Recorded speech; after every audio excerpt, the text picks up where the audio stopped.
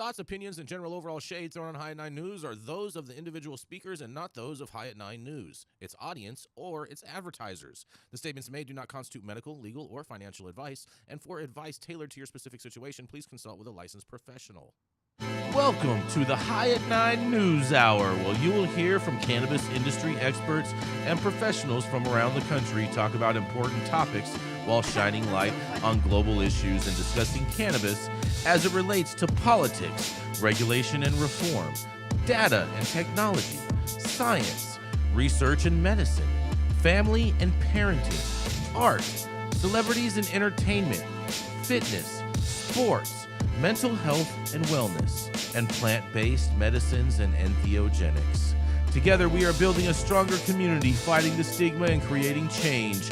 With your hosts, Jason Beck and Rico Lamitte, joined by special industry expert correspondents from around the country, and daily antics brought to you by Cannabis. Coming to you live every Monday through Friday at 9 a.m. Pacific Time and high noon on the East Coast. And thank you all for getting high at 9 with us.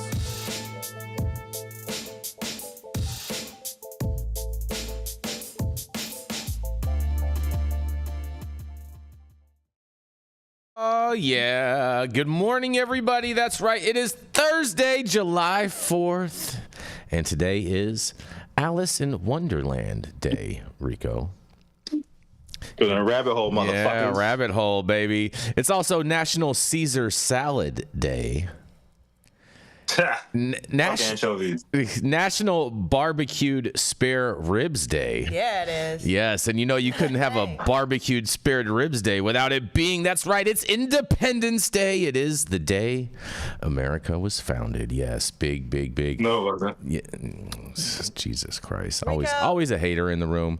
Always a hater, but whatever. America is the greatest country in the world, regardless of anything you have to say, Rico. And thank you all for joining us and getting high at 9 with us. It's also high noon on the East Coast. And please remember to like, share, and subscribe to us on all social media platforms. You can look up above or down below on your screen to see exactly where we live on the internet. And we are live every Monday through Friday on YouTube, Rumble, Twitch, Twitter, Instagram, Facebook, and on our very own website at www.highat9news.com. But kicking it off, first, it is the angry dad himself, Mr. Rico Lamitte. He's a dope dad who always gets angry at America for all of its wins and fails. That's right. It is the dope dad himself, Mr. Rico Lamitte. Sorry, Rico, we have no applause today because Adam is not in studio today. Just like the slave-owning version of Juneteenth. Not to have no applause for the black man on here. Oh man, but, don't worry. No, it's for everybody. There's no applause for everybody. It's equal. We're all about equality. Rights and lefts over here. Yeah. Yay! Yeah. Yo, Woo. I got my Daytona USA hat on. Think we know what time it is. That's right. We're running laps today, and I got the USA theme Jordan 3s about to be on my feet too. So can we call you? Can we call you Florida Man today since you're rocking the Daytona? Literally the most redneck hat he could wear while he talks about slavery. Hey, because you know what? Black people been running the South since this shit got started. Yes, we were. We are the engine that drives the Southern economy. So shout out to Daytona and shout out to Arkansas, where my story's coming from today, where an anti-marijuana group says it will be fighting medical marijuana amendment. So big shout out to Jason for throwing me this story this morning out the beautiful southern United States region, because what is more American than Prohibition? So a national group that worked to defeat recreational cannabis measure in Arkansas 2 years ago announced today it will be opposing a proposed expansion of the state's medical marijuana program. We don't have the applause for that. Can I get a boo for that one? No. Whoa.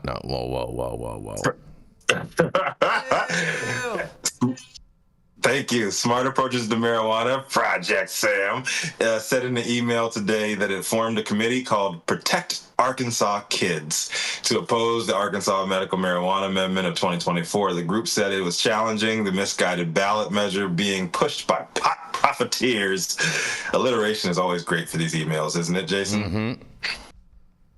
Always. So it said that Misguided ballot measure being pushed by pot profiteers and their allies in big tobacco and big alcohol. Smart approaches to marijuana led by our favorite, Kevin St, the prophet himself, the man who prophesized the exact date and time that this whole rescheduling fiasco began. That's him.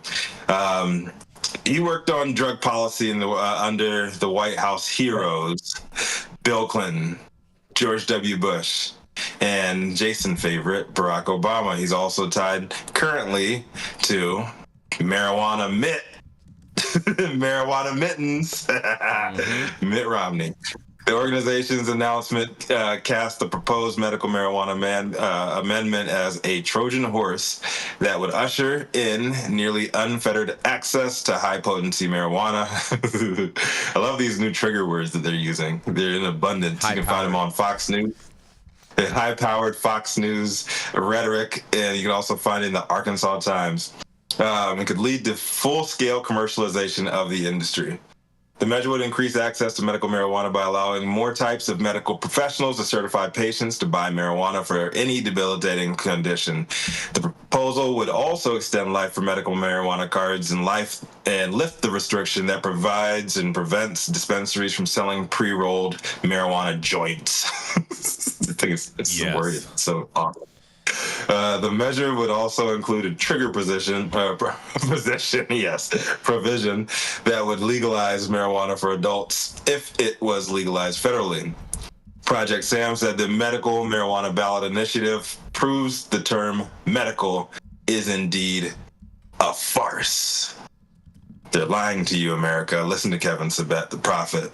In 2022, Project Sam worked with Safe and Secure Communities, a ballot question committee that raised $2.3 million to oppose a recreational marijuana amendment. The group received $1.25 million from Arkansas chicken mogul Ron Cameron. Hey, I didn't know. Yeah, look.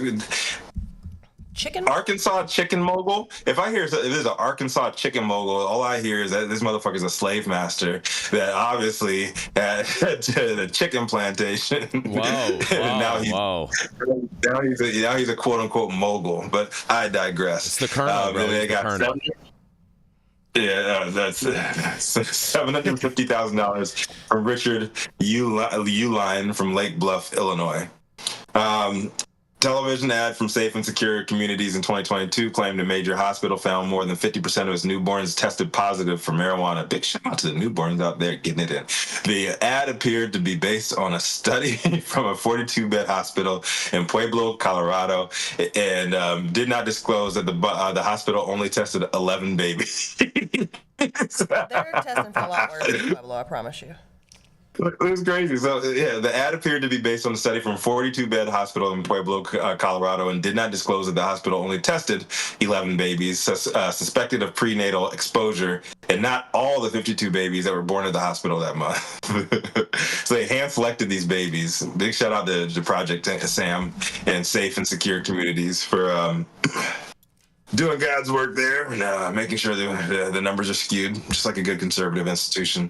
Smart approaches to marijuana opened in office in Arkansas last year and worked against a proposal by Senator Joshua Bryant, a Republican from Rogers, to place a constitutional amendment to legalize recreational marijuana on the 2024 ballot. So, looks like Kevin St betting them boys up no good again. Trying to ruin everybody's good time that they're having smoking on these marijuana cigarettes, but cooler heads will prevail, and hopefully they get it done. So I just want everybody in Arkansas and in the South to get their medicine. It's been a long time coming, and the rest of their economies are dying. Mr. Chicken Mogul over here obviously sees marijuana as a threat when he doesn't know that the more people smoke weed, the more chicken they'll be eating. But you know what? Logic does not make sense in situations like this, as many other places with Republicans in control. My name is Rico Lamitte, the dopest dad on the street, here to throw up some red meat for y'all to chew on today at High at 9 News, America's #1 daily cannabis news show. Well, Pueblo is, I lived in Pueblo. I ran facilities in Pueblo. There's a lot of parks in Pueblo that have signs that say paid for by the tax revenue from medical marijuana. So this is fucking hilarious. Pueblo also has a tremendously large methamphetamine and opioid crisis. So yeah, I think that the 11 babies whose moms finally smoke something other than fentanyl are not the problem.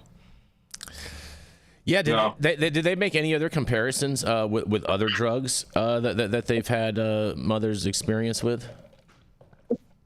Or they only singled out cannabis on this, and it's only 11? Because that's a really low number overall, if you think about the whole population. Yeah, well, they ran. It said they spent $1.25 million running this ad all across the state about like, oh, this is poisoning our babies. 50% of the babies tested at a hospital in Colorado tested positive for marijuana exposure. Was this taxpayer funds? Was this taxpayer funds? Yes. No. They're donations by Republicans that open up these Trump emails. There's probably a link on one of these dumb Trump emails. Wow, Rico, way to push a narrative. Yeah, Whatever. exactly. More importantly, dark meat chicken or light meat? Trump. And oh man, Donald Trump is going to jail. We need more of your money. Send us all of your money, your bank accounts. Send us crypto. We take absolutely everything. Here's this NFT. Why don't you guys buy that shit? Oh shit, here's some Donald Trump golden shoes that cost us nothing to wear. They're made in China, but who gives a shit? Buy these too. By the way, marijuana kills the babies. Jesus is life. Well, in all fairness, Rico is on one, and I am a yes to that. And hallelujah, Rico. I'm afraid Rico is going to be. I'm afraid he's going to be poached as the new campaign manager. I could probably get him a job as that if you really wanted to. Hey, Yeah, because didn't the last campaign manager get busted for like not reporting overseas money and tax evasion? What was that guy's name? Manafort or You're referring to Paul Manafort, is who I think you are thinking of. He's about to be like the economic czar if Donald Trump wins too. So I'm just thinking that compared to him, I think Rico would actually do a really good job. Hey man, I can bullshit enough. Get me drunk in the morning. I'll bullshit enough to run all these Republicans out their jobs. Well, two martini breakfast. In all y'all thought Kanye was something. I'm getting everybody out of jail. I'm gonna tap dance so hard. Whoa! I can't wait. Oh my God. I can't wait to see Rico freeing all the J6ers. I don't know what else you're going to expect if you invite Kevin Sabet to any place. This dumb fuck comes in with, we were warned not to rely on statistics, and he brings in these nonsensical statistics to support his bullshit positions, and it's everywhere. And there's a lot of people that are still receptive to this kind of nonsense, but this he's not going to change his stripes. I think history is going to be very kind to this guy. Like, he's going to be put in the same bucket as the people who didn't want slavery to end, the people who didn't want You mean the women Democrats? to be able to vote. Right. The Democratic Party? Historically. Yeah. Just saying. The Dixiecrats. I think Kevin Sabet is going to be looked on very favorably by history as a forward thinker. There's not very many forward thinkers in the Republican Party, unfortunately. I'm glad we have two forward thinkers. I would say this. If you think... Hold on, let me give you your flowers, Jason. Okay. Give me flowers, too. All I said, right. thank God we have two forward thinkers from the Republican Party on our team that have a knack for pushing them in the right direction. See? That is right. Sometimes it's a push, sometimes it's a shove, sometimes it's an arm twist. And other times it may just be a headlock, but we are here to get the job done. Literally. They need you down there to talk to Mr. Chicken Baron, Mr. Chicken Plantation owner down there. You need to talk to him and tell him that he cares about economics and he wants to sell more chicken. Yeah, we're gonna go and transition this guy and get him feeding all of his chicks hemp seed.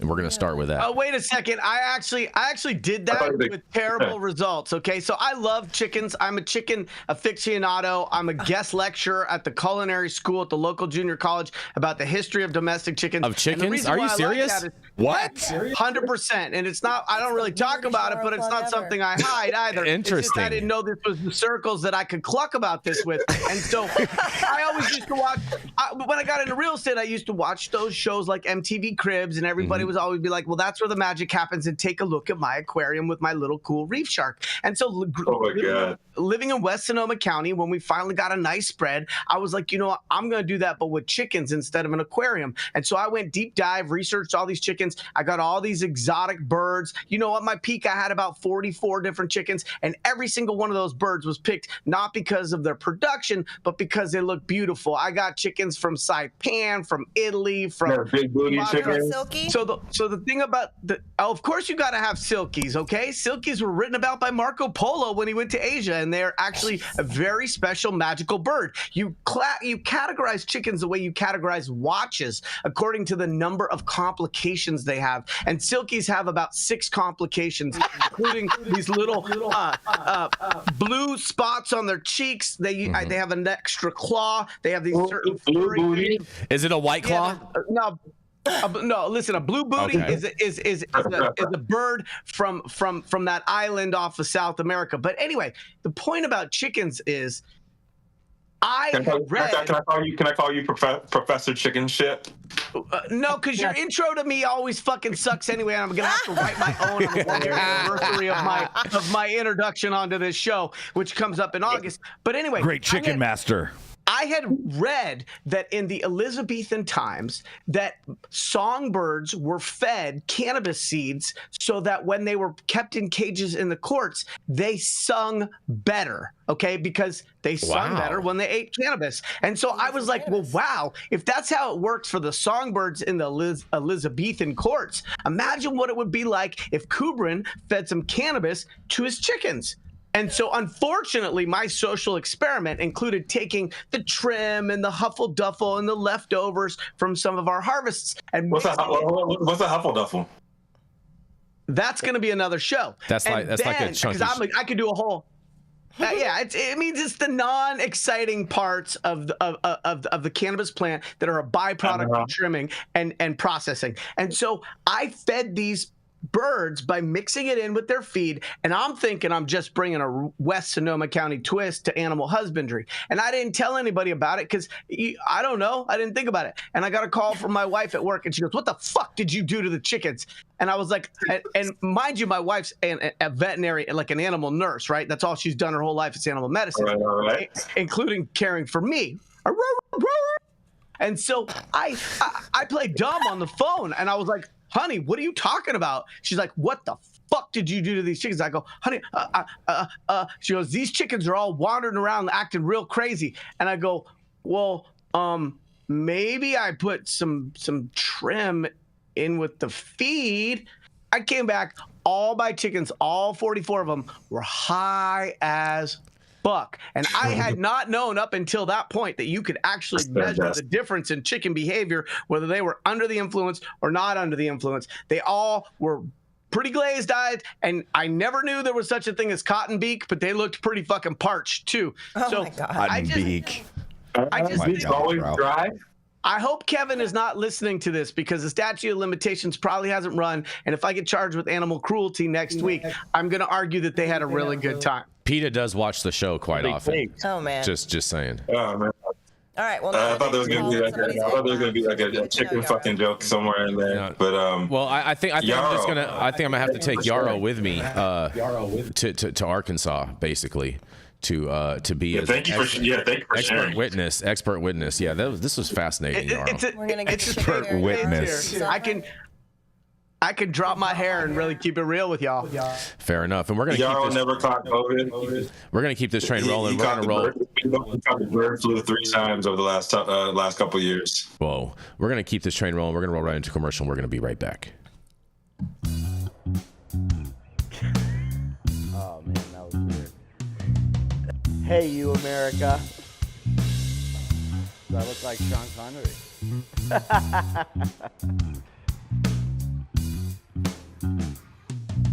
Good morning, America. Saman Razani coming to you live from sunny Los Angeles, California, with the one and only highest host, Mr. Jason Beck, smoking on the best weed in the world. Did you know that we have an audio-only version of our podcast? You can find it on Apple, Google, Amazon, iHeartRadio, and Spotify. No excuses in 2024. If you haven't checked us out, check it out now. And also, check out what the Prophet's doing in 2024.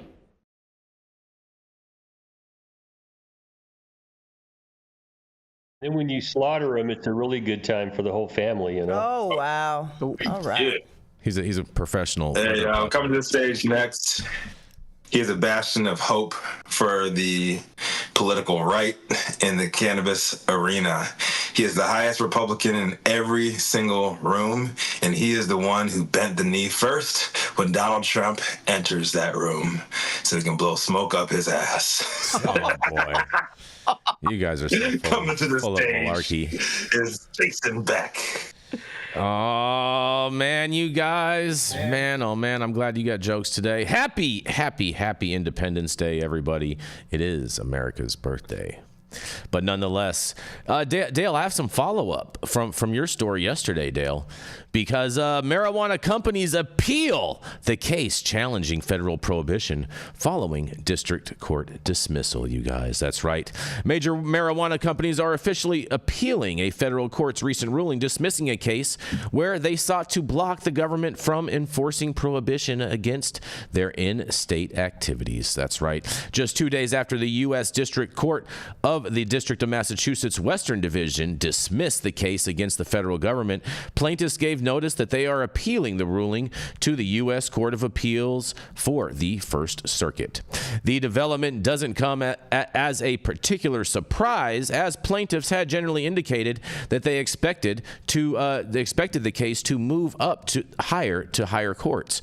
With the district's court's rejection of the suit, those wheels are now in motion, you guys.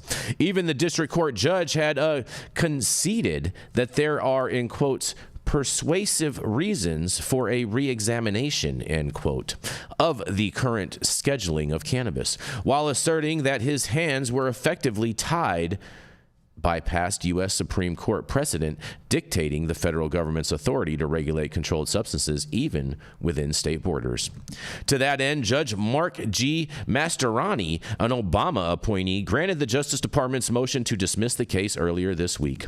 The actions came over a month after the district court held oral arguments in the case ahead of the hearing, and the judge had granted the marijuana firm's request to make the proceedings accessible to the public and press. The suit against the federal government, Canna Provisions versus Garland, was led by multi-state operator Verano Holdings and the Massachusetts-based cannabis business Canna Provisions and Wise Care Farm, along with Trevit CEO Grassi Sellers.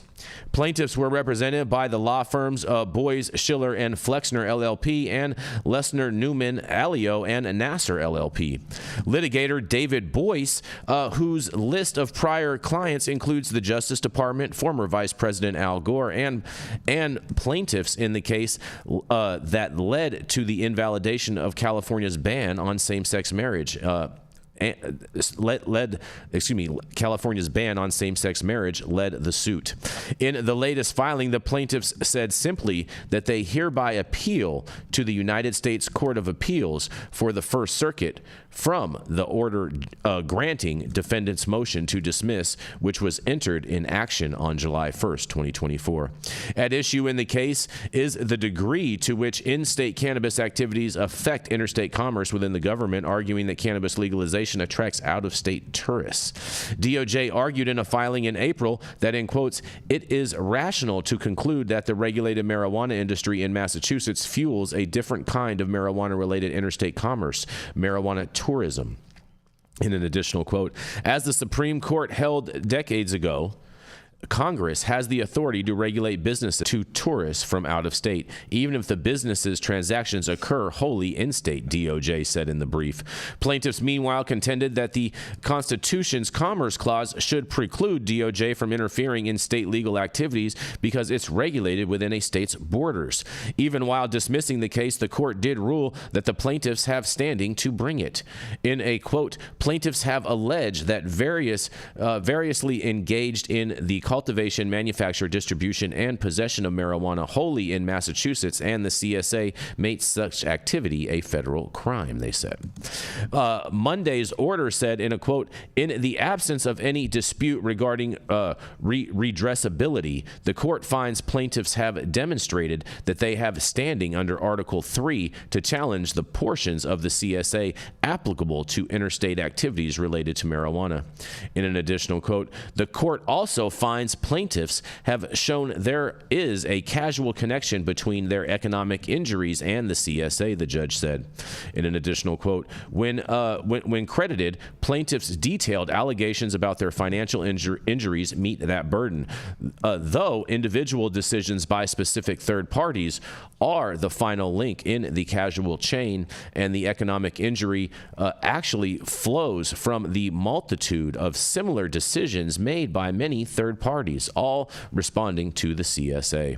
Nonetheless, the court sided with the government in its motion to dismiss based on a failure to state claim for relief. In a quote, given the scale of the plaintiff's operations, the court cannot find Congress lacks a rational basis for concluding plaintiff's activities subsequently affect interstate commerce without ignoring the Supreme Court's broadly wording holding in Gonzalez versus Raich, the court said. In that case, justices held that state marijuana laws do not protect people from federal prosecution because of Congress's interest in preventing illegal marijuana from entering interstate commerce. Josh Schiller, a lawyer on the case, called Monday's decision thoughtful and said that on appeal, we will continue to press our case that the federal government lacks any rational basis for banning state-regulated marijuana. At the same time that the marijuana industry stakeholders are experiencing the current legal setback, the Biden campaign has stepped up its push to draw a contrast between the president's marijuana policies at those of former President Donald Trump, stressing that cannabis is, in quotes, not as dangerous as we once believed, he says. On a new campaign page and buying ads promoting his clemency actions, the Biden campaign has repeatedly pointed to that action as an example of the marijuana policy disconnect between the two administrations. Man, oh man, I love how this article just ended with a whole bunch of gaslighting from Biden, but nonetheless, I do think that they are going to be ultimately successful in this argument, but time will tell and we shall see. And I can't wait to hear what Dale has to say about this. And this is Jason Beck for the High at 9 News. What do y'all have to say about this? Well, this is what they expected.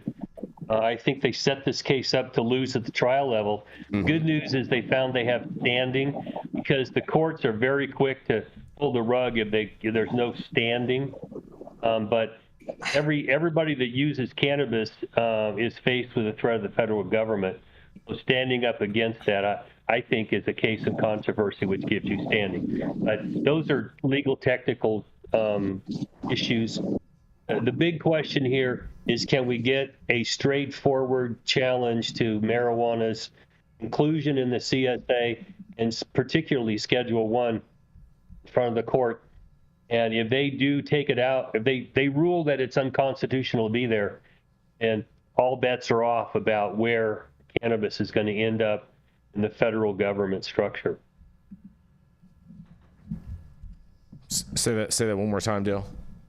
I'm sorry. You got to follow the bouncing ball, Jason. Yeah. This is really deep legal stuff, man. This is thick stuff. This is a news show, my man. A news show. You can't act like a high chicken. You can't act like a high chicken. I know what that looks like. I apologize. Professor Chicken Jason Shits has producing spoken. the show as well as hosting today. Yeah, so you know, Adam is out of studio. He's helping, but Jason is trying to fix some kinks. Yeah. Jason's just having a Biden moment. You know, I'll jump on Jason's as soon as I can, but I got to defend him on this one. You just stand down. Ever since he started looks maxing, he's just a pretty face. I get it. Wow. Jason's glad to know what it's like to be a bad bitch, and he is taking all his pretty privileges, okay? Wow. And for sure, I want to manage his Tinder account. The thing is that I got the OnlyFans. You got the Tinder. Oh no, I'm setting that up. Anybody want? All right. Mm-hmm. Yep.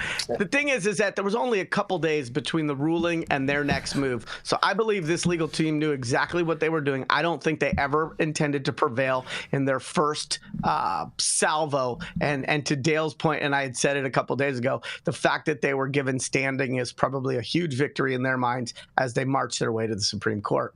Mm-hmm. Yeah, I think they're ultimately going to win this case. That we haven't had answered from anybody is how far does the Commerce Clause go? I think it goes. Obamacare.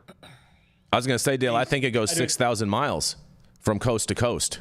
Well, from sea to signing sea. Yeah. The problem is, and I think this court is really ready to rule that we have this thing called the 10th Amendment, and the federal government can't invade that. And we don't apply the rational basis test to an invasion of 10th Amendment rights. That really is at the heart of all of this, because that's where Rach went. You know, we can go as far as we want as long as we can show it has the cumulative effects had some substantial impact on commerce. But we have this specific amendment called the 10th Amendment. And if the feds aren't exercising this right, it belongs to the states. And you know, that the states' rights issue has got a lot of people's panties in a knot, but it really is a place where the government, the federal government, has to be restricted, because the states are allowed to enact their own laws and be left alone by the federal government. Yeah, but Dale, what do you think? I mean, I halfway feel that the state, the federal government has somewhat of a decent argument when they talk about regulating the tourism aspect of it, because all of these states that are close to one another, there's billboards saying, "Hey, come to this state to come buy our cannabis." Just like with Ohio, a lot of people are traveling to Michigan to buy their flowers, and a lot of states that don't have access, you know, Nebraska, they travel into Colorado to buy their flower and whatnot, or even Oklahoma. Yeah, Nebraska put up signs. There's no doubt that the feds have grabbed that power, okay? And it's a commerce type of power. But one of the issues with the Commerce Clause that allowed them to go into interstate business was that you've got to have a very firm, steady federal position that restricts or prohibits all this activity, and that ship sailed a long time ago. So now they're looking for what? Tourists? The reason we're keeping marijuana in the schedule is because of tourism? That's fucking stupid. It's a massive overreach. I think it is too. The Commerce Clause has been used to interpret things in a way that it's become this broad umbrella. You know, I knew I had to go next when Dale said very firm, because that's who I am. Oh boy. But I That's think his Tinder account, right? We do need to maintain some fluidity in potentially considering ways in which this more conservative court can roll back the way in which the Commerce Clause has been used to insert the federal government in things that arguably might not otherwise have their interference. And to say that all tourism from state A to state B therefore gives the federal government the right to chime in seems a bit suspect when you think about it from a broader perspective. Fair enough. This is going to be interesting to watch. I'm going to be paying very, very, very close attention. But seeing as how you guys are, you have any final thoughts on this, Mathieu St. Germain? I think the Commerce Clause is ridiculous. I think the feds need to just legalize all drugs. And I'm very disappointed in the Supreme Court, because they are just voting along Republican Party lines and disrespecting the Constitution. As much as I think the founding of this country is flawed, I think that the way that the Founding Fathers set it up was actually intelligent. And I'm just disappointed to see so many people operating without any actual intrinsic ethics or values. I wouldn't really mind, I harken back and miss the old Republicans, although they were definitely proto-fascists. At least they did have some sort of demonstrable, logical framework which they were trying to execute their dastardly white nationalist Christian plan through. Fair enough. And on that, we're going to roll right on into Attorney Dale Schafer. He's the founder of Armada Law Practice, and at one point in time did some time for a cannabis crime. Here to show you how to piss up a rope and how he can be a crazy Tio Loco is none other than Mr. Dale Schafer. Yeah. Some Purell on them hands. Yeah. You've been pissing up that rope and climbing. Today's the 4th, and I'm off my meds. So Yeah. Here we go. Okay, my story now comes out of Law 360, and this involves the Second Amendment, and it's got issues that are, personal to me because they happen to me, but they also involve a lot of people who have been caught up in the prohibition against marijuana. There was I don't know how many actually got accepted by the Supreme Court and sent back down, but there was a truckload of Second Amendment cases about restricting people's gun rights that were in front of the court in what we call a petition for certiorari. These are discretionary petitions, and the court took all these cases and then remanded them back down to the appellate court for further proceedings after the court decided a case called Rahimi, U.S. versus Rahimi. This is the domestic violence case, and the court found that domestic violence had a tradition analogous to other prohibitions back in the day that stopped you from carrying your guns. Okay. Now, there was the Bruin case 2 years ago out of New York, put the burden onto the government to go back and show historically that there was analogous treatment of guns back at the founding of our country. Okay? And that has started just an absolute shit show because historians can't agree on much of anything, let alone how things were handled 200 years ago. They all get their modern twist on it.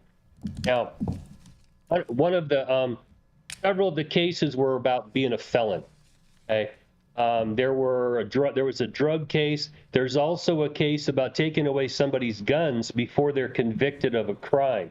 Now, all of these things happened to me. This is kind of personal to me. When I got indicted and arrested, my guns had to go. I had to verify they were gone. I'm a felon. I can't have them. Okay, and even if I could right now, the use of cannabis as an illegal drug has been caught up in prohibition of guns. Now, I work with a lot of veterans, and I'm a veteran myself. And one of the concerns of getting your name any place testing positive for weed is that you could lose your gun rights. So this continues to be a problem for lots of people who use cannabis, but anybody who has a felony. Now, the historical problems here we have is that when our country was started, a felony was a capital offense. They hung you. So nobody was a felon that could be in possession of a gun after that. You were dead. Okay? We've expanded felonies to the point now where all kinds of things are felonies. And back in the day, there was a look at civic virtue and dangerousness as a way to restrict somebody's guns, okay? And we're going to probably hear come out of these appellate courts all sorts of historical perspectives of how people didn't bother you about your guns or how they tried to take them away. But one of the problems we have with drugs is it wasn't until very recently that drugs was a problem getting guns, okay? And Rico, this might interest you. It wasn't until 1968 when the federal government saw the Black Panthers show up with their rifles slung at these meetings that the white folks in Congress they shit themselves a little bit. We got to figure out a way to stop these black guys from showing up with guns. So, you know what? Now, if you're a felon, you can't have a gun. Oh, some of the traditions they're going to be looking at are very recent. Okay, back up until they made drugs illegal, you could smoke all the weeds you want and go buy a gun. You could shoot heroin and go buy a gun, okay? Mm-hmm. And so what we're going to see out of this court is, and I'm going to predict this is going to be a backward-looking historical shit show, try and justify why some gun law should be affirmed or it should be found unconstitutional. I don't know what the answers are going to be. I think this court is lining up to go way, way back and really parse through at common law how people who were not following the rules were treated and whether they lost their guns. Dangerousness is something that has historically been used They didn't take your guns away forever if you were dangerous. And when you got out of prison, they gave them back to you. Mm-hmm. So a whole lot of what's happened over our history is going to be problematic for trying to rein in some of the misuse of guns that we're having today. Responsible gun owners should not be concerned, but people who leave their guns available to their kid who's seeing fucking dinosaurs and wanting to blow the world up and not doing something about it, I think those are going to be further issues we're going to have to deal with here. Mm-hmm. I don't have an answer to this. It's an issue we've been talking about for a while and Hunter Biden got caught up in this. So it isn't like it's just weed. But this is going to be an interesting next session as these come back up before the courts. We're going to see the history of how people were treated in the past with respect to their guns. I'm going to throw this back at you. What do you guys all have to say? So, Dale, thank you for pointing out like the whole gun restriction came when Black folks started to arm themselves and show that they too can protect their own freedoms. And as soon as you give a Black man too much freedom, you gotta reel that one back in. And just wanted to give a shout out to Ronald Reagan, because Ronald Reagan was the force behind that out here in California, making sure Black folks did not have access to those guns, the same guns that they were being forced upon them in their own communities. It's interesting because most people don't know the notion that the Black Panthers pioneered the open carry concept, mm-hmm. and that there is a direct chronological correlation between them exercising their visible Second Amendment rights and the notion that cannabis-related felonies would take away someone's Second Amendment rights for the rest of their life. It, frankly, is if we look back at history and non-fudge statistics, it's a pretty obvious way in which you get to disarm communities. I think, and Dale said it, I've said it, those of us who are affected by the residual effects of felony convictions understand that expungement doesn't restore your Second Amendment rights. And the idea that somebody could make a mistake at 19 years old and 69 years old, they wouldn't ever be able to even go hunting with a mm-hmm. long gun rifle. It's really one of the biggest challenges, I think, in the way American law is currently being provided to us. And in this hypersensitive environment where you do have these school shooters and you got these people who are coming in crazy, the notion of gun reform, some of these sensible adjustments has gotten lost in the hysteria, the rightful hysteria around keeping kids safe in schools and the way to limit people who have psychological issues from getting a 300-round Betamax. But the idea that a felon would never, ever, ever for the rest of their life ever be able to have any firearm except for some black powder musket is total, say the word, Dale, we've got to over-under on how many times you say it. Total what? Total word. Thank you. Bullshit. Mm-hmm. Bullshit. I mean, I'm all for discourse. And we use the dangerousness standard. Okay. If someone gets convicted of a nonviolent crime, and say you steal something, and you're now going to be in the same category as someone who is a convicted murderer, or they are engaged in violent crimes. Mm-hmm. That's hard for me to parse out. I grew weed and tried to give it to sick people for free. Mm-hmm. I mean, I wasn't slinging weed down at the local junior high school and shit like that. And even if I was, there was no violence involved. So the idea of civic virtue versus dangerousness, going back, that's what they were looking at 250 years ago. Mm-hmm. Is that really the appropriate time? One of the cases is, do we really have to go back and look to the 1791 enactment of Second Amendment for our frame of reference? And the other one is, what's analogous to what was done in those days to restrict or prohibit you from having guns? What are analogies today? And this is just going to be an absolute shit show of when do we start looking and what's analogous to what used to happen. Because drugs were never, ever something that was used to restrict your gun rights until most recent times. Mm-hmm. Mm-hmm. Fair enough. And on that, we're gonna roll right into. Never mind Hunter Biden. I say Hunter S. Thompson for vice president. Yeah. Oh, wow. Yeah, we're gonna. Hunter Biden. Oh man, that would be funny if. Oh man, he takes his place. Yeah, we're not gonna go down that rabbit hole today, you guys. But we're gonna go into a commercial. We're gonna same policies. Yeah, we're already over time today. Let's keep it rocking, man. We got some commercials. Yeah, Adam, we got our commercial. Hey. What's going on? The Control Tower from Highly Educated has perfected the dab. Utilizing the concept of thin film evaporation, you can waste none of it and taste all of it. The micro texture of the SE pillar increases nucleation at elevated temperatures. And with the tower propelling at 2,600 RPMs, it's certainly the most efficient dab experience to date. The Control Tower from Highly Educated.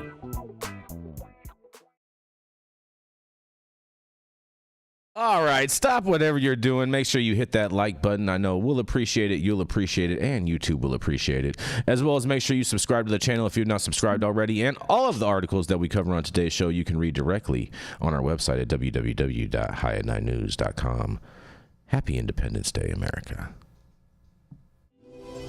I'm Jason Beck, and this is Smoky Vanilla. And if you want to feel as good as I look, then you need to get a stretch and smoke with Smoky Vanilla. Hi, I'm Smoky Vanilla. I have my bachelor's degree in kinesiology, and I'm a sports massage therapist and stretch coach. I focus mostly on individuals that are in sport with chronic pain or injury. I love to intuitively create and customize a session based on the individual that I'm working with. We'll go over a few postural assessments, work together to create a wellness journey based on the health history, past injuries, or anything still affecting you today. And we'll get you back on your feet right away with less pain.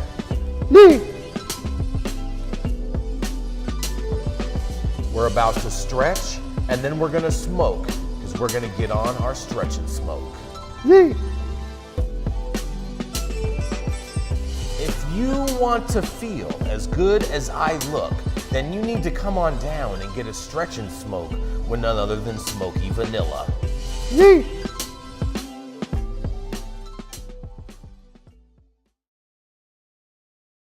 Well, She's a well-seasoned cannabis executive with Georgia Red Clay roots, the mind behind Kind Cannabis Consulting, and the juice behind Justice Served. In the studio today for a very special Independence Day session is Jenny Beth Dills. Yeah. You guys were so distracting on the break. Jason almost didn't get my story up, but you know what? You're doing a good job, Jason. Trying. Doing a good job holding multiple roles today. That's right. USA. All right, here we go. Some more social. Do we can for the country. Mm-hmm. From a state that we know is not corrupt at all. The board disqualifies 6 Southern Nevada cannabis company lounge applicants. Cannabis consumption lounge applicants. This is small. I'm old. Hold on. 6 applicants who've been waiting more than 2 years for cannabis consumption lounge licenses under a category reserved for individuals convicted of crimes when marijuana was illegal were notified Monday they were disqualified from the process. The Cannabis Compliance Board, CCB, said 3 of the denied applicants, NV Cloud 420 Lounge, LLC, Likes Consulting LLC, if I mispronounced that, sorry, never heard of you, and Royal Tree TLC LLC has applied for locations in Las Vegas. 2 applicants, GGG CPA SE3 Inc., Jesus, and City Lights Production LLC applied for unincorporated Clark County. GGC PASE Inc. applied for NYE for Nye County. Nye. CCB Executive Director James Hum did not provide details other than the disqualified applicants weren't eligible under the guidelines. I think you have to give a little more explanation. That sounds shifty. A spokeswoman for the CCB directed the Nevada Independent to the statute covering confidentiality in Nevada cannabis law that applications are confidential and may not be revealed and may be revealed in whole or in part only in the course of the necessary administration. For 4 other applicants, Med SN Sin, Sunflower Compassionate Company, Greenwood Investment Group LLC, and N&D Enterprises LLP, all seeking a location in Las Vegas, met the social equity clause that was part of the 2021 cannabis legislation and will proceed in the cannabis consumption lounge licensing process. The idea behind the legislation was to give preference to applicants who were punished for what are now legal activities. Hum, who took over his role in January after being appointed by Governor Joe Lombardo, told the Nevada Independent the discrepancies in the 6 applications had been discovered by June 2023 but were not acted upon by the agency. Hum said he asked for an audit of the process. I can't speak to what happened. Oh, Jason. Yeah, you did that. Hey, I know. I can't speak to what. It's funner to blame you. I can't speak to what happened in the 6 months, Hum said in an interview last week. I wanted to make sure we got it right. This has been an extraordinarily long, a lot longer than they would have anticipated. The licensing process began in November 2022 when a computerized random drawing selected 10 applicants from the 30 applications claiming social equity qualifications. According to the statute, an applicant for a license to operate an independent cannabis consumption lounge under the social equity clause has to have been adversely affected by provisions of previous laws which criminalize activity relating to cannabis.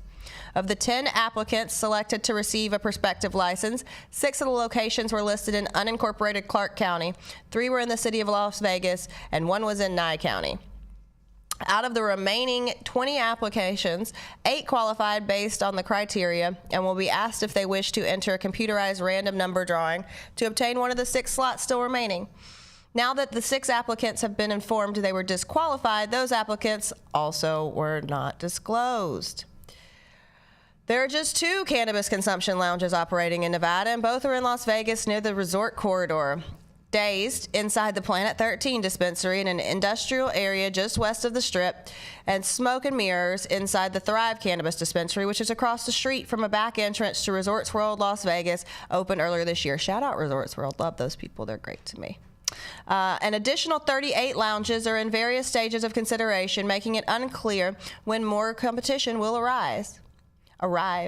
Cannabis consumption lounges were legalized through AB 341 in 2021, 5 years after voters authorized the recreational use of marijuana in 2016. While dispensaries flourish, there are more than 100 retail cannabis stores throughout the state, according to the CCB. The lounges needed extra time to ensure they met state regulations. Hum said the CCB will return the $2,500 application fee for all 20 applicants not advancing in the licensing process. Eligibility requirements have been known since 2022.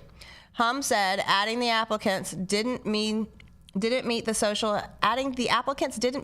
equity qualifications as defined in the statute. He said the financial consideration for an applicant weren't looked at. Technically, we aren't rejecting their applications, Hum said. They actually can't move forward in the process because they're not eligible.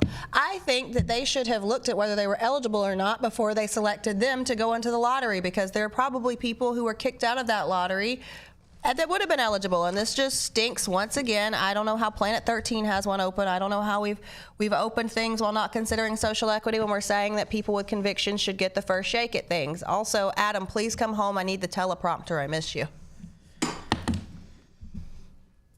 Well. Shout out to Larry. Yeah, right. Shout out to Larry, man, getting it.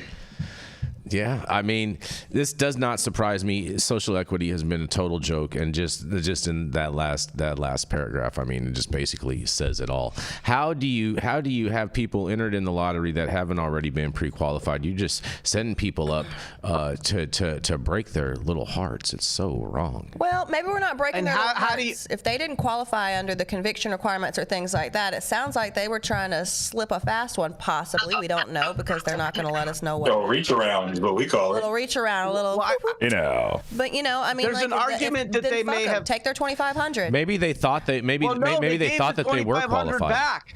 No, they fully refunded them. So there's an argument that they managed to get through a first pass vetting for qualifications, got into the lottery, were vetted further as they went further through the process. Nevada refunded their $2,500 back. Like, I don't think this is something nefarious. I think we need more consumption lounges, but like a regulatory agency that actually gives you your permit money back. Like, I'm not mad at this. They didn't give the money that they spent to put their application together.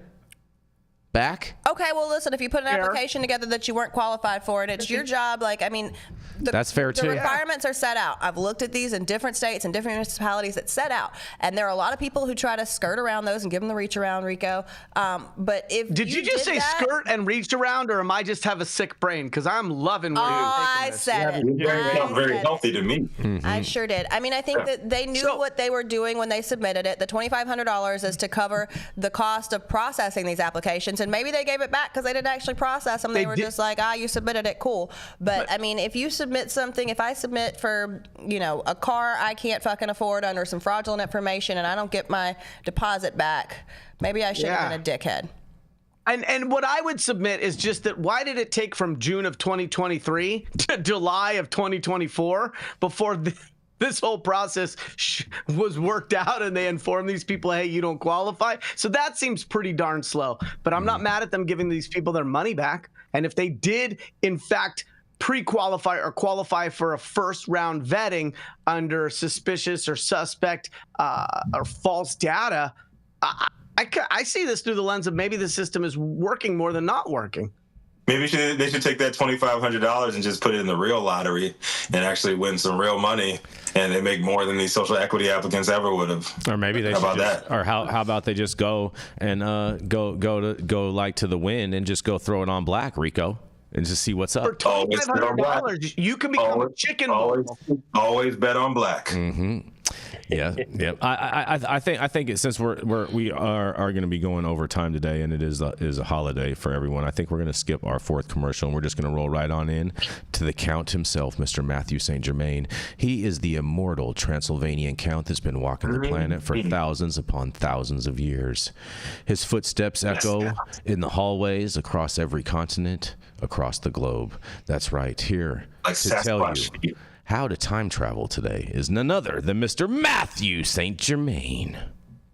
Yes. He's glitched out like 4th of July. Yes. Do not adjust your set. If you're seeing things, that's you. I look normal. I've got a great story today. We just keep rolling out more and better news about psychedelics. Microdosing and tripping on mushrooms is on the rise in the U.S. Psychedelics have entered the mainstream in a big way. Investors have staked billions on potential medical treatment. Scientific research has skyrocketed, and public sentiment signals growing acceptance. And yet, the major source of data on drug use have big gaps when it comes to psychedelics, making it hard to gauge exactly how consumption is changing and in what ways. Two reports out this week offer some much-needed data points on the public's psychoactive preferences.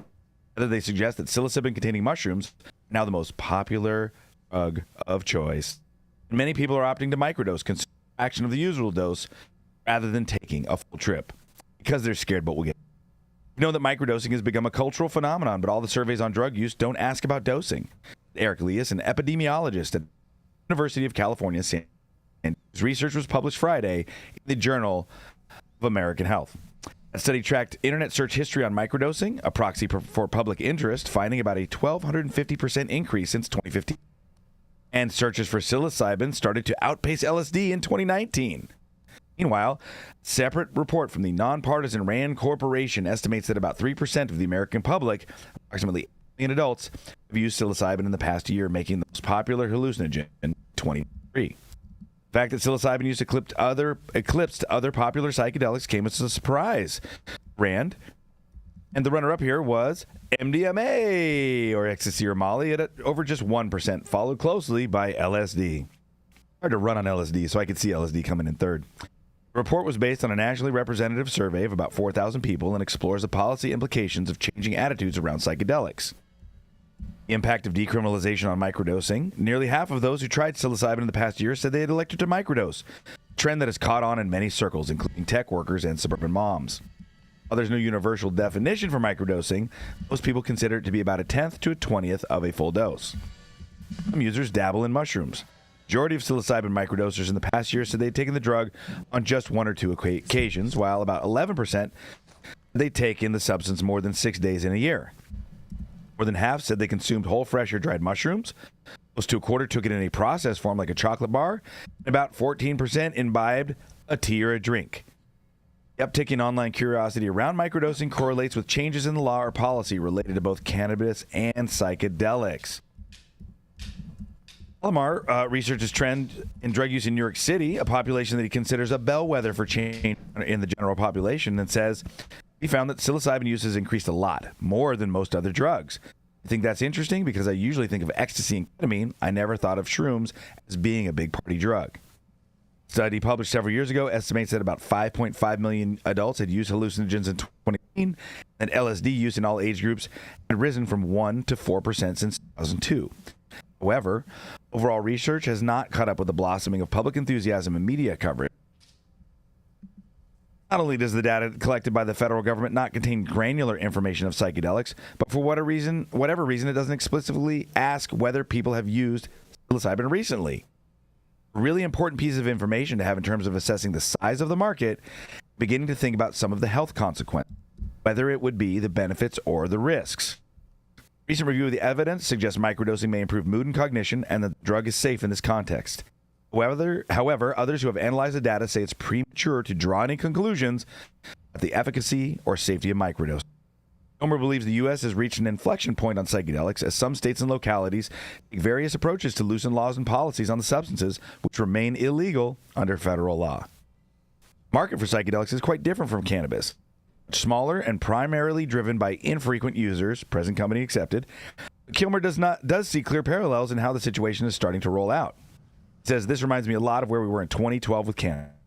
Now is the time for the federal government to decide if they want to get involved and shape what these state markets look like, or do they want to stand on the sidelines and watch it? It's a really interesting story, and I'm going to hold my own editorialization for all you guys to jump in, and I'll get in there what I fit in. This is Mathieu St. Germain on the 4th of July for the High at 9 News. What do you guys think about this story? Sounds like, man, I'm still tripping off of how you look, bro. Thank you. I finally managed to get the fractals out of my brain and onto my skin. I love that. I love that you're projecting right now. Yeah. It's And fantastic. for only $5,000, I can show you how to do it too. Email in the chat. Do you take Trump NFTs as currency? No, sir. I will. I would take a pair of those shoes in trade, though, Rico. I actually like the gold shoes quite a bit. I was trying to coach Jason to buy them. Yeah, don't worry. So back to the story, though. I think it's great that people are using psychedelics. I think especially mushrooms really going to help us as a species. That being said, I'm seeing a really alarming trend of people, tech workers, and people who are, fairly well-known or somewhat well-known in the media sphere, advocating microdosing as a productivity enhancer. Mm-hmm. I think that we need to stay away from and be very wary of using psychedelics as productivity enhancers, or as the soma that Aldous Huxley spoke about in A Brave New World. There's a real danger of using these substances in such a way as to kind of spackle over the economic and racial and ethnic disparities in this country and the world. Mm-hmm. And while I think microdosing is great for people's brain health to get people off of other, drugs that are a problem like cigarettes and alcohol, only microdosing risks missing the message. So I just took a really high dose psilocybin trip this weekend.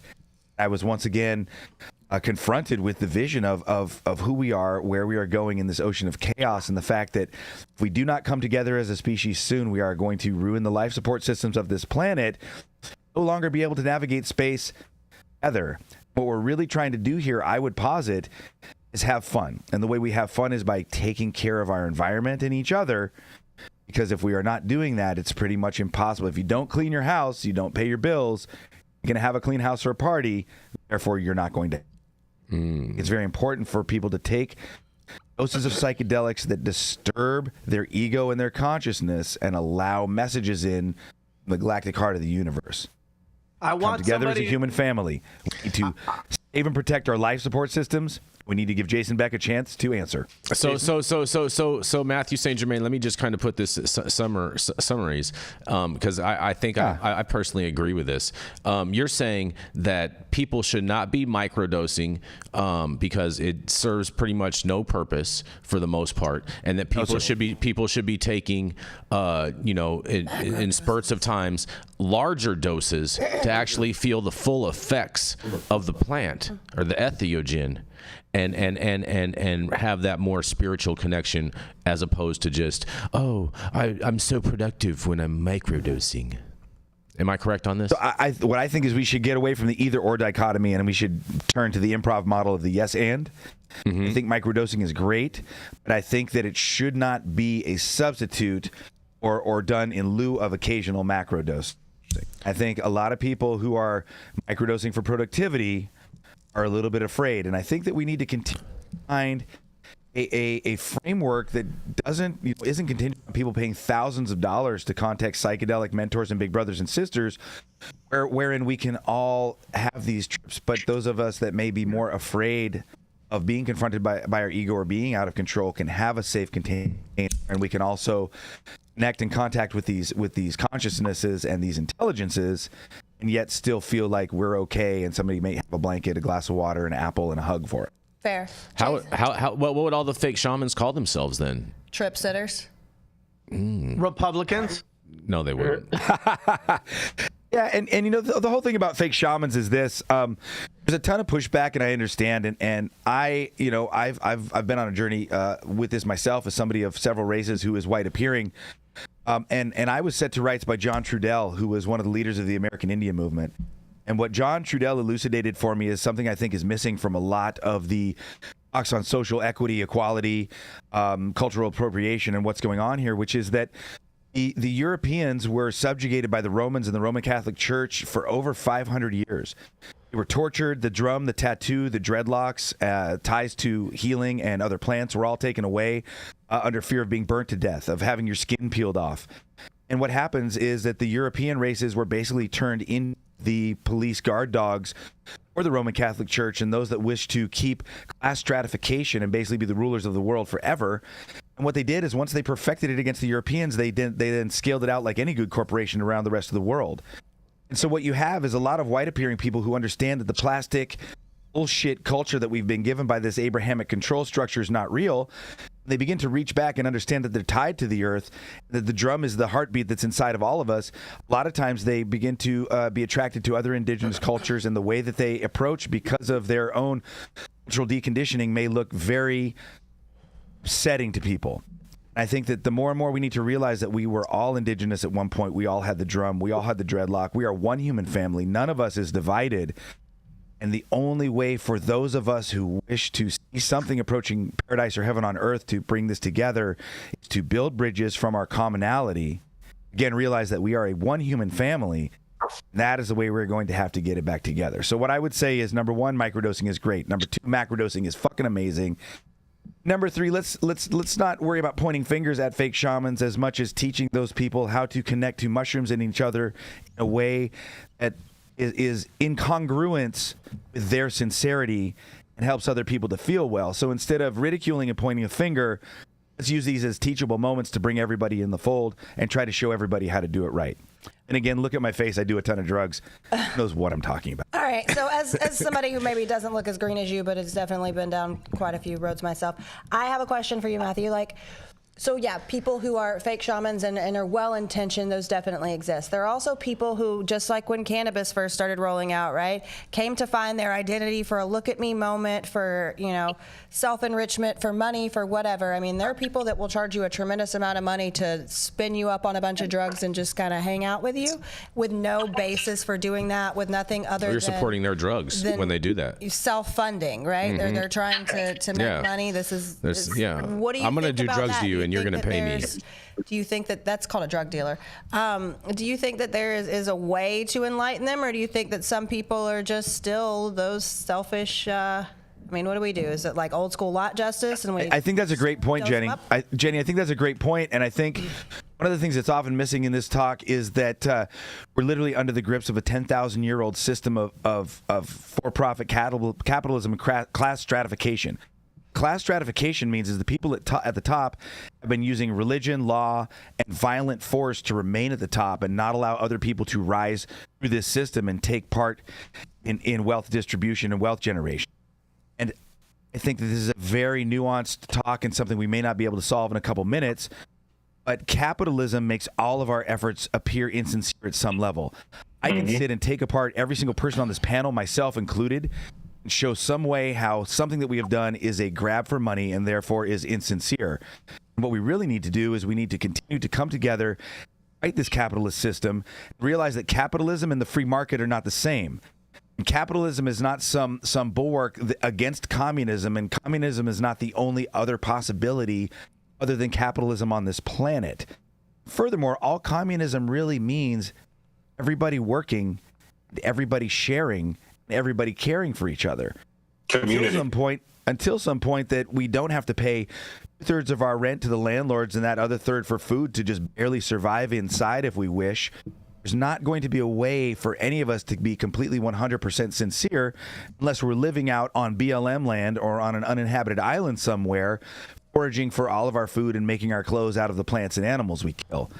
I think the major thing we need to do is we need to excuse ourselves of our bad actions, at the same time holding people accountable, watching out for people who are taking advantage of other people, and continuing to create communities, consensus, communication, so that we can all begin to teach and learn and operate at a higher level. I think it's a difficult thing. I think it's moving somewhere between a glacial speed and the speed of maybe a redwood tree growing. I don't think it's something that's moving at light speed, and it's going to be a process.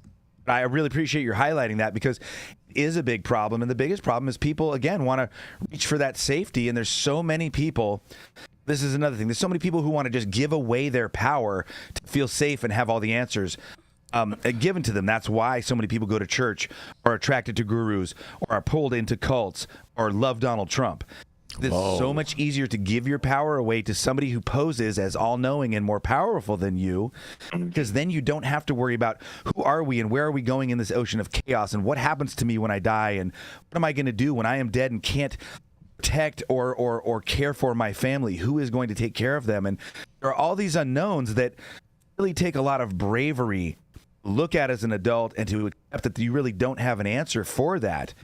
And so again, it's going to take people being brave enough, look at the answers and maybe not even have them, but still navigate forward. And the rest of us help and call out those people who are bad actors and who are trying to take advantage of people to take their money, have sex with them in some way that is taking away their power, really urge people to take their power back. In a fucking adult and be like, look, you're going to fucking die someday, and no one can actually tell you what's going to happen. And that's just the deal. Right. But you can either be destroyed by that information, or you can use that information to day and live your best day and be the best version of yourself that you can, that when you are on your deathbed looking back, have as little regrets as possible, and you can say, fuck yeah, I rock this. I'll tell you something, for what it's worth. Be best. No way I can prove it. I've done enough fucking DMT to know there's no such thing as birth and death. This is a dance or an illusion or a video game, whatever you want to call it. We can all relax that there is nothing we can be unholy or out of congruence with the universe. It will exist forever, though the tiny personality, the Saint Germain, Jason Beck, the Yarrow Kubrin, etc., will not live past this physical incarnation. Soul, the spirit, the energy, and the matter that makes us has always existed and will always exist in this beautiful toroid fractal of energy, light, and love. I love you guys. Happy 4th of July. Look at that. Well, I've been practicing law for a long time, and I must not be meeting all these people that Matthew is hopeful are going to come to save us, because a significant proportion of our population is greedy. They're ignorant of so many things, and they don't want to know. And I don't know how we break through that. I mean, our firm has clients that are getting into the psychedelics game, and when you go to an allopathic physician and they're willing to throw, antidepressants at you, serotonin and dopamine manipulators without any thought, I tell people, hey, microdosing is safer and more effective for people with mild to moderate depression than any of these goddamn drugs they want to throw at you. There's a starting point. But our systems have trapped us, Matthew, and that is part of the problem, because even if you recognize you're in this vortex, how do you get to the edge and get the hell off of it? I mean, I've taken full dose psychedelics many times in my career, and and I think I understand what you're talking about. I've also been in the courtroom, had to deal with people who are fucking dumb as a box of rocks and don't care. They're greedy. Their personality type is they are not agreeable, they're dangerous, they're sociopathic, they don't care. And our society is so higgledy-piggledy right now about mental health. Nobody seems to want to pay attention to mental health anymore. They're just letting us all out there fluttering around. And the medical community just wants to put you on chemicals that are unproven. And every entheogenic I'm aware of, including ergot, where they got LSD, has been around for a minute. They've been well. I agree, Dale. Dale, I agree. And please don't look at. I'm a bit of a visionary, and so what I do is I have the good fortune of contacting intelligences that give me glimpses of futures that we could live should we choose to navigate there. Don't take my optimism for a statement that this is going to be a quick ride. I don't think it is.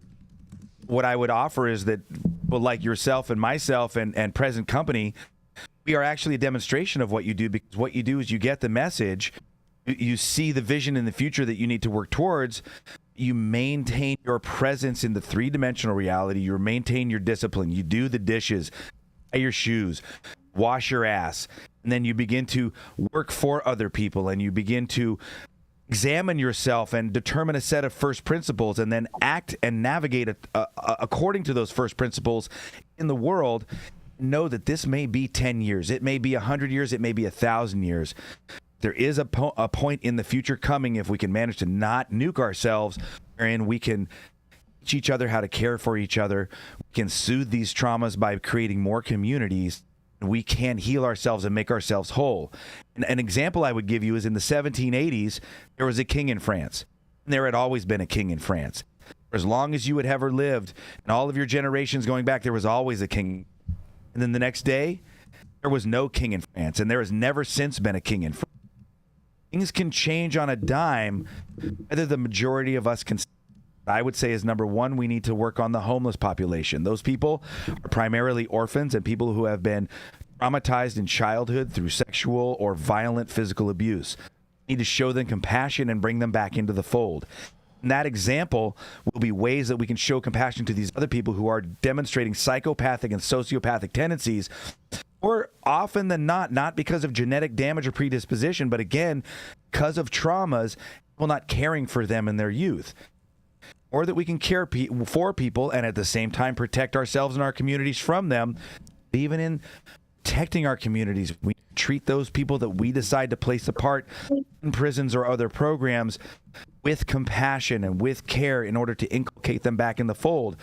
What I know of people that I can see who have been to jail or had mental health problems is when they have been shown care, they have been educated, they have been given an opportunity to take part in society in a way that is positive and proactive.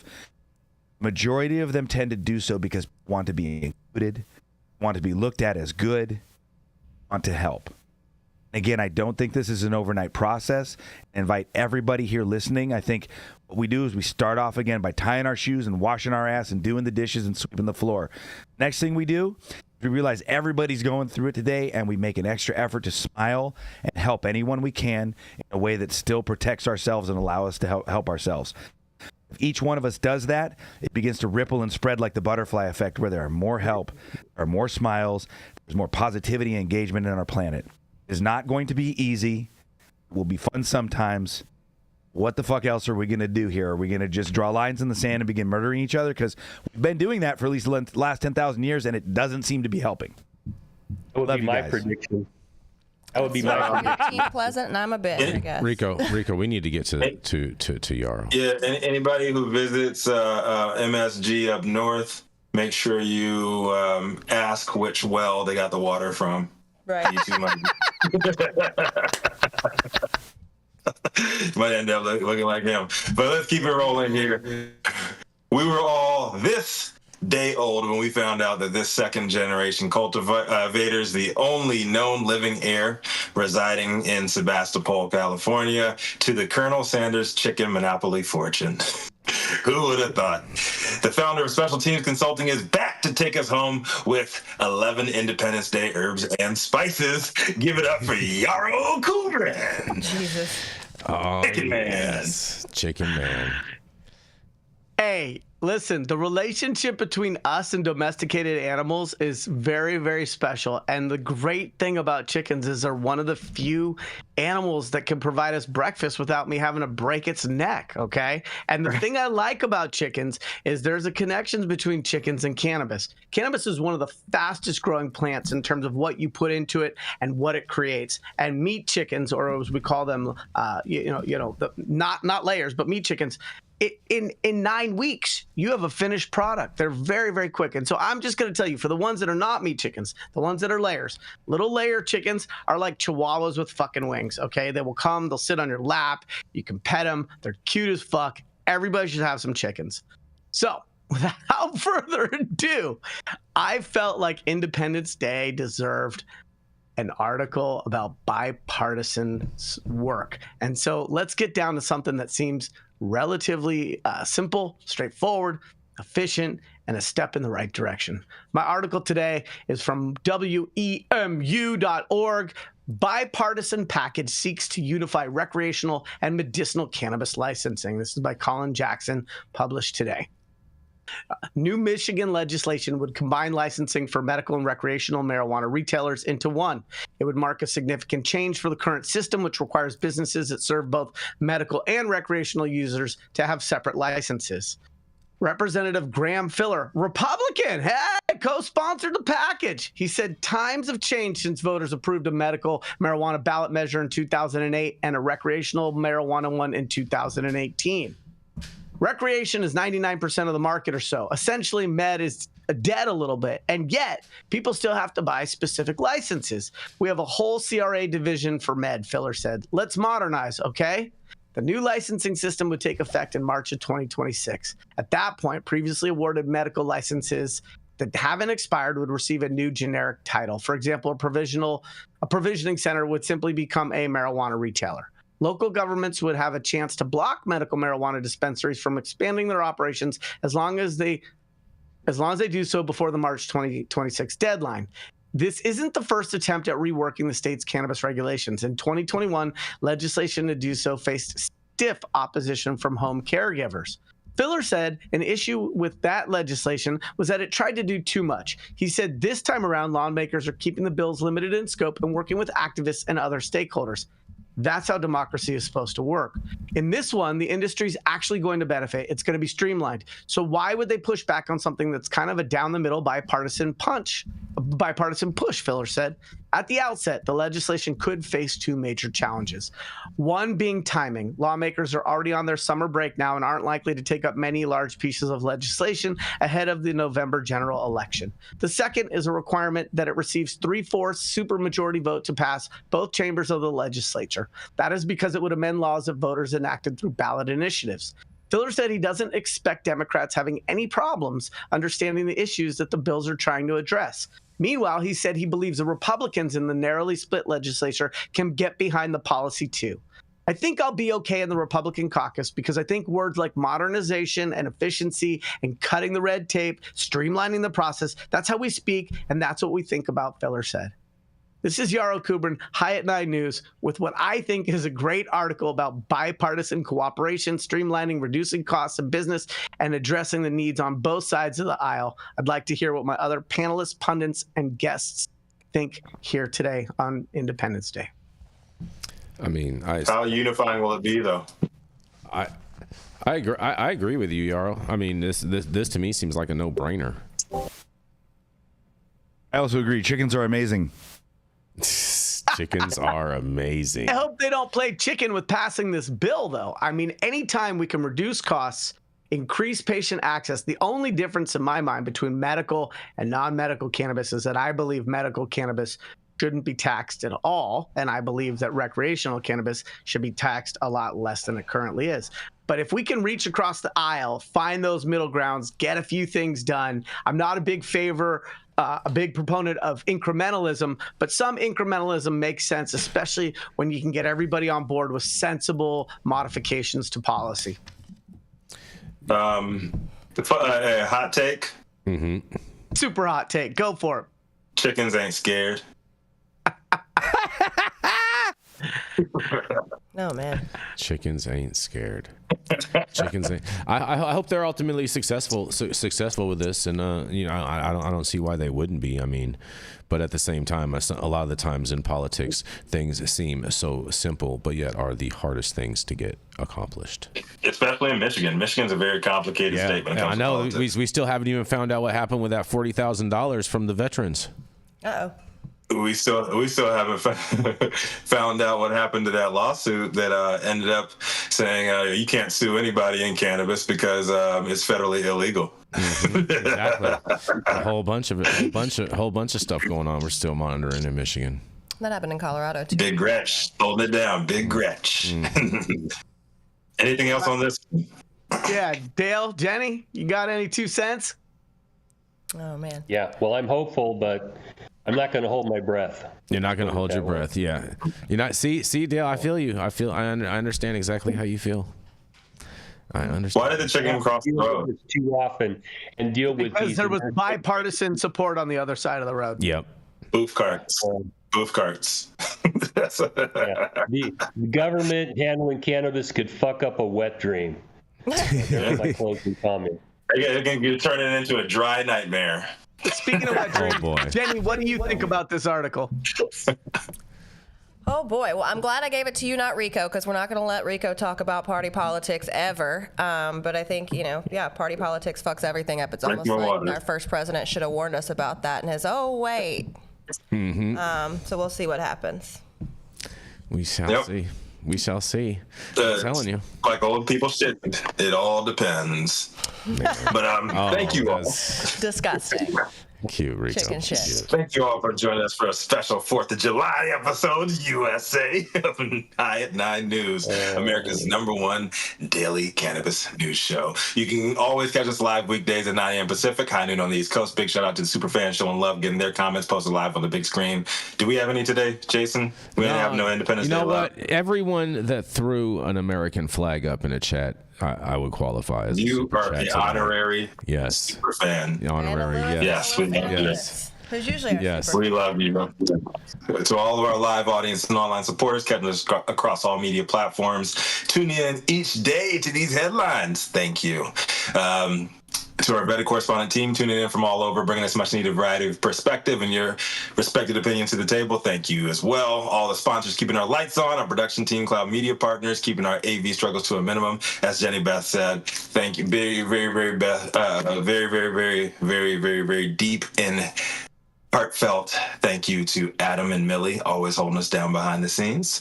As always, Cannabis Sativa L, the reason why we read these stories every single day. Thank you. It has been Thursday, July 4th, Independence Day, 2024. The show is over, and you've all been blessed. The top industry headlines hope is enough for you to put in your pipe and smoke at least until tomorrow, or crossfade that thing up because we're celebrating America's birthday. My name is Rico Lamitte, the dopest dad on the street for High at 9 News, cannabis industry's #1 daily news show, and globally, we are #1 as well, as we found out last week. Jason, did we not? That is true. #1 in the world. #1 in the world. Yeah, Rasmussen. Yes. Shout out to Rasmussen Poll, always bringing the numbers. And today we're going to give the outro to a very special lady to take us out. What you got for us, Jenny? Beth? All right, I'm going to start. Something for the y'all people? are going to all join in. We agree? Yeah. All right. It depends on where we're joining in. Go ahead. I need to hear from you. Just proceed. Just proceed. I only really know lyrics to Grateful Dead songs, you guys. Land that I love, stand beside her and guide her through the night with the light from above. From the mountains to the valleys to the oceans wide with foam.